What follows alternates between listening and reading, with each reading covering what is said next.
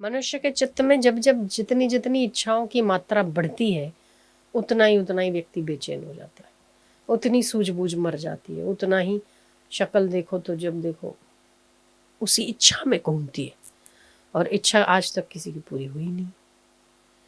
जितना जितना मनुष्य इच्छावान होता है उतना गुलाम होता है, जितना जितना गुलाम होता है उतना बेचैन होता है।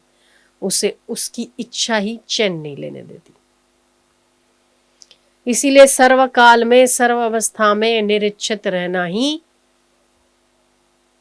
उत्तम पद की ओर प्रयाण करने की गति है। सर्व अवस्थाओं में सर्वकाल में निरीक्षित रहना ही सबसे बड़ा धर्म है। जिन व्यक्तियों की जितनी इच्छाएं अधिक उतना ही वो अधिक गुलाम है, उतना परेशान है, उतना बेचैन है, उतना दुखी है।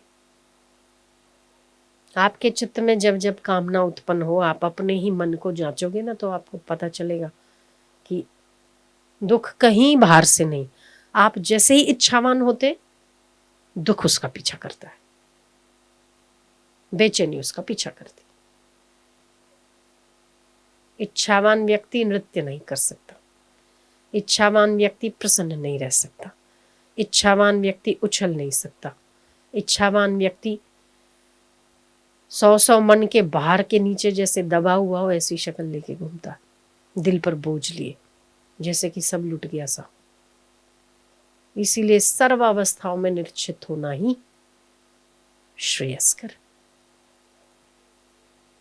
पूरा हुआ तो क्या, ना हुआ तो क्या।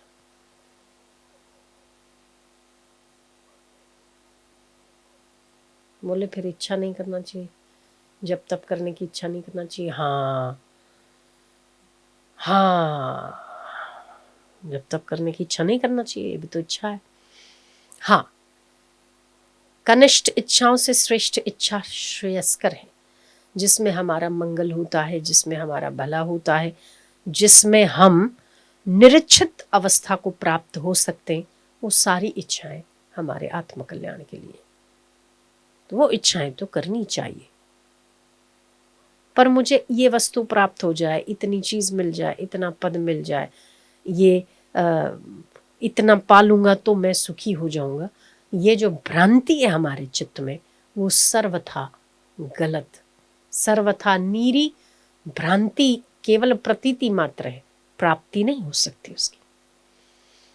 जैसे रण में, बंजर भूमि में, रण प्रदेश में आपको पानी की प्रतीति होती है, प्राप्ति नहीं होती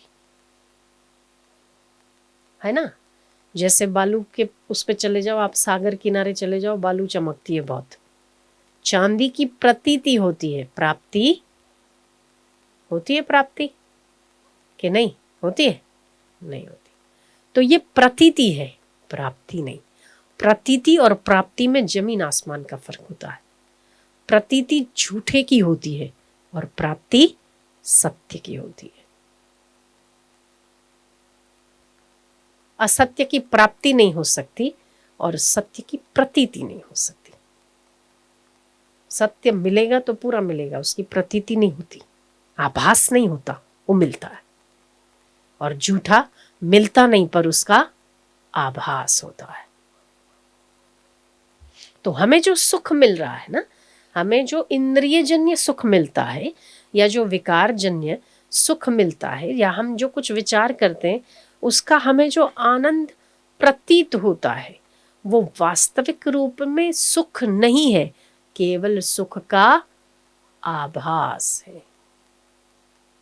वास्तविक आनंद और विषयजन्य सुख में जमीन आसमान का फर्क होता है। प्रतीति और प्राप्ति में जमीन आसमान का फर्क होता है। प्रतीति क्या है और प्राप्ति क्या है वो हम खुद ही निर्णय कर सकते हैं। जिस चीज की प्राप्ति हो जाए उस चीज के लिए फिर आदमी लालायित नहीं रहता। पर इंद्रियजन्य सुख में प्राप्ति होने के बाद इंसान लालायित रहता है। जब लालायित रहता है, जहां मन फिर से उस सुख की ओर भागता है, उसकी प्रतीति हो सकती है, प्राप्ति नहीं हुई। आपने रेती के एक मुट्ठी भर रेती को चांदी समझकर अपने पास रख लिया। अगर ये चांदी होती तो आपको फिर से सच्चे चांदी की ओर रुचि ना होती कि मुझे चांदी खरीदनी है। जब तक आपने उसे चांदी समझा था, आपने उसे संभाल कर रखा, पर जिस समय आप उसकी मार्केट में वैल्यू करने गए तो उसकी वैल्यू क्या हुई? जीरो हुई। जीरो हुई तब आपको ये समझ में आया कि मैं तो मूर्ख था, अब मुझे चांदी खरीदनी है। अब आप जब चांदी लेते हो तो आपके हृदय में ये संतोष होता है कि मैं चांदी और सोने वाला हूं, मेरे पास इतनी चांदी है, कभी भी मुझे वक्त पड़ेगा और मेरा अनिष्ट होगा, जब मुझे कष्ट पड़ेगा तब ये चांदी को बेचकर मैं अपना घर चला लूंगा। क्या वही प्रतीति, वही आभास, वही सुख आपको रेती की चांदी बेचकर मिल सकता है? ये प्रतीति। झूठ के दम पर प्रतीति हो सकती है, सत्य के दम पर प्राप्ति हो सकती है। झूठ की प्राप्ति नहीं होती और सच की प्रतीति नहीं होती। सत्य सदैव प्राप्त है, परमात्मा कहीं से आना नहीं। तो साधन क्यों करना चाहिए? साधना क्यों करते? अपन माला करो, व्रत करो, उपवास करो, ओमकार के अनुष्ठान करो, सत्संग सुनो, एकादशी का व्रत करो, दर्शन करो, कितना कितना करना पड़ता है। जब अपन मुक्ति है, मुक्त कहीं से न प्राप्ति तो है ही है, ईश्वर तो हम ही है। तो मुक्ति के लिए हमें यत्न नहीं करना पड़ता। अगर मुक्ति के लिए यत्न करना पड़ता तो मुक्ति तो यत्न साध्य हुई। परमात्मा कुछ करने से मिलता तो परमात्मा छोटा और प्रयत्न बड़ा, है ना? हुआ कि नहीं हुआ? परमात्मा सबसे श्रेष्ठ है और परमात्मा को प्राप्त करने के लिए ये यत्न परमात्मा तक पहुंचाता है, तो परमात्मा छोटा और यत्न बड़ा हुआ। परमात्मा तो प्राप्त ही है, पर हम यत्न क्यों करते? हमारा असाधन दूर करने के लिए। हमें जो बार बार विषयजन्य सुखों की प्रतीति होती है ना, उससे मन हटाकर हम प्राप्ति की ओर लगे, इसीलिए यत्न है। ईश्वर तो प्राप्ति प्राप्त है, सहज में प्राप्त है। तो झूठ की प्रतीति होती है और सत्य की प्राप्ति होती है। झूठ कभी प्राप्त नहीं हो सकता और असत्य कभी प्रतीत नहीं हो सकता।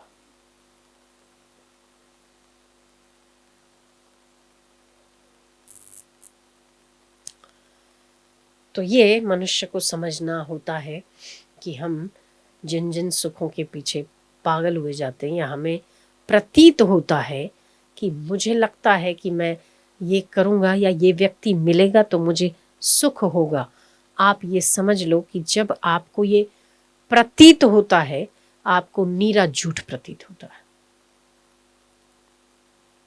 उस वस्तु, व्यक्ति, पदार्थ के मिलने से आप सुखी नहीं हो सकते, क्योंकि प्रतीति कभी सत्य नहीं हो सकती और प्राप्ति कभी झूठ नहीं हो सकती।